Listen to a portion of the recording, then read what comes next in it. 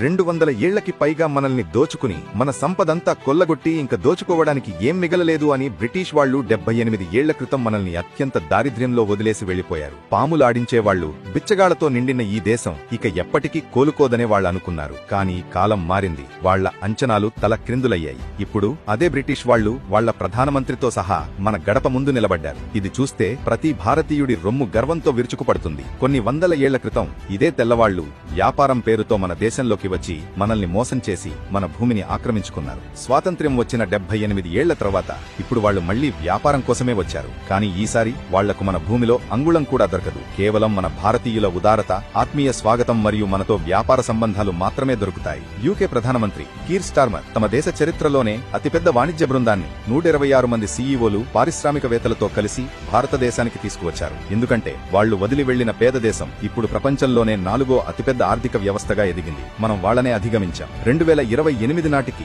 3వ అతిపెద్ద ఆర్థిక వ్యవస్థగా మారబోతున్నామని స్వయంగా వాళ్ల ప్రధానమంత్రే ఒప్పుకున్నారు. నిన్నటి వరకు మనల్ని చిన్న చూపు చూసిన వాళ్లే ఈ రోజు మనల్ని economic super power in the making అని పొగుడుతున్నారు. మనం పేదరికం నుండి ఈ స్థాయికి ఎలా ఎదిగామని వాళ్లు ఆశ్చర్యపోతున్నారు. మనం ఏం చేశామో నేర్చుకోవడానికి వచ్చారు. అమెరికా, నాటోలను కూడా కాదని మనతో ఒప్పందాలు చేసుకోవడానికి వచ్చారు. కానీ గుర్తుంచుకోండి, ఇది ఆనాటి బలహీనమైన, అమాయకమైన భారతదేశం కాదు. ఇది నవభారత్. ఇది ఆత్మనిర్భర్ భారత్. ఇది ఎవ్వడికీ తలవంచని, ఎవ్వడూ ఆపలేని భారతదేశం. This is a new India. This is an unstoppable India. This is my India.